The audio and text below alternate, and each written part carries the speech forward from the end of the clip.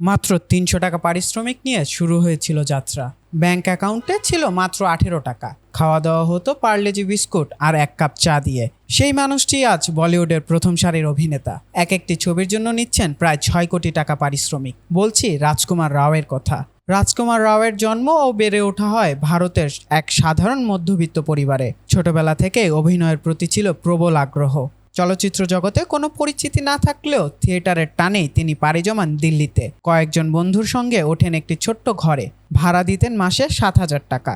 সেখানে প্রতিদিন ৭০ kilometre cycle চালিয়ে থিয়েটারের ক্লাস করতেন।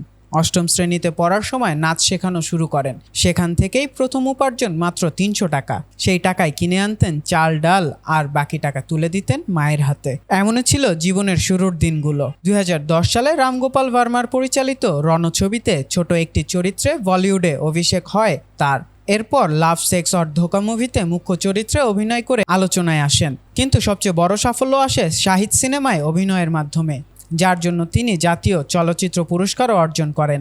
রাজকুমার রাও এখন পর্যন্ত অভিনয় করেছেন ৩০টিরও বেশি চলচ্চিত্রে। তার ঝুলিতে রয়েছে জাতীয় চলচ্চিত্র পুরস্কার, ৪টি ফিল্মফেয়ার অ্যাওয়ার্ড, একটি এশিয়া প্যাসিফিক স্ক্রিন অ্যাওয়ার্ড সহ ৪৪টি পুরস্কার। ১১ বছরের প্রেমের পর ২০২১ সালে অভিনেত্রী পত্রলেখাকে বিয়ে করেন রাজকুমার রাও। বিয়ে করে মুম্বাইয়ের জুহুতে ৪৪ কোটি রুপি দিয়ে কেনেন নিজেদের প্রথম ফ্ল্যাট।